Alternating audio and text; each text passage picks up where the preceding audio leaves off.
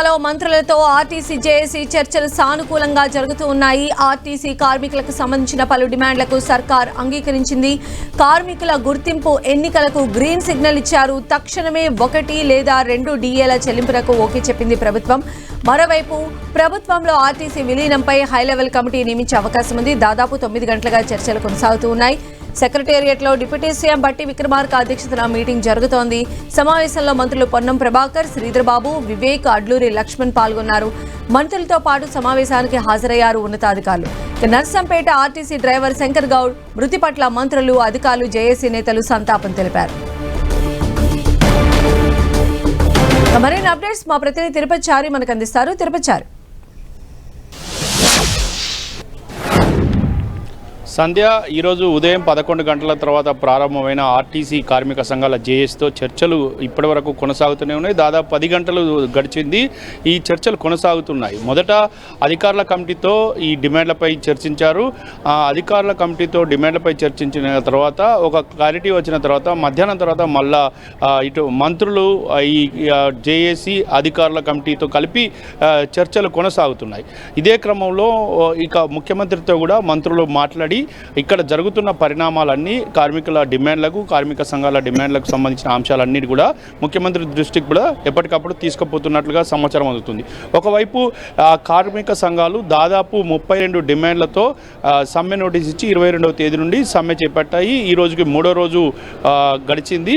అయితే ఇటు ఒకవైపు కార్మికులు ఆత్మహత్య యత్నం చేసుకోవడం, శంకర్ గౌడ్ చనిపోవడం లాంటి సంఘటనల పట్ల ప్రభుత్వం, ముఖ్యమంత్రి రేవంత్ రెడ్డి, మంత్రులు కూడా తీవ్ర దిగ్భ్రాంతి వ్యక్తం చేశారు. ఇలాంటి సంఘటనల పట్ల ఒకవైపు సంతాపం కూడా తెలిపారు. వాళ్ళ కుటుంబానికి ధైర్యంగా ఉండాలంటూ కూడా సూచించారు. దీంతోపాటు వారికి కుటుంబ సభ్యులకు సానుభూతి తెలపడంతో పాటు వారికి కావలసిన సౌకర్యాలు కల్పించడం, 10 లక్షలు, అదేవిధంగా వారి కుటుంబంలో ఒకరికి ఉద్యోగం ఇవ్వడం లాంటి నిర్ణయాలు ఇప్పటికే తీసుకుంది ప్రభుత్వం. అయితే ఇది ఇలా ఉంటే మరొక వైపు ప్రధానంగా 32 డిమాండ్లో 3-4 డిమాండ్లకు కేవలం కార్మిక సంఘాలతో చర్చలు సుదీర్ఘంగా జరుగుతున్నాయి. ఇందులో కార్మికుల విలీనానికి సంబంధించిన అంశాన్ని ప్రధానంగా రాష్ట్ర ప్రభుత్వం తీసుకుంది. ఇటు జేఏసీ కూడా ఈ డిమాండ్ ఖచ్చితంగా చేయాలంటూ కూడా పట్టుబడుతున్న నేపథ్యంలో దీనికోసం ఒక ప్రత్యేకంగా హై లెవెల్ కమిటీని నియమించే అవకాశం ఉంటుంది. ఈ హై లెవెల్ కమిటీకి కొంత సమయం తీసుకొని దానిపైన మొత్తం స్టడీ చేసి ఆ తర్వాతనే ఒక నిర్ణయం తీసుకుంటారు.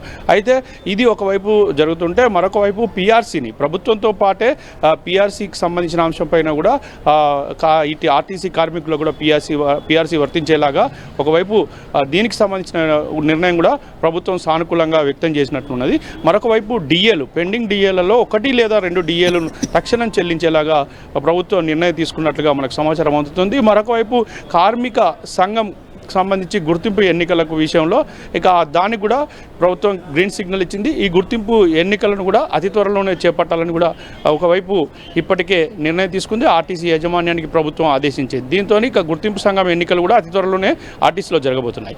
ఇక దీంతో పాటు మిగతా డిమాండ్లు అన్నిటికీ కూడా రాష్ట్ర ప్రభుత్వం సానుకూలంగా ఉంది.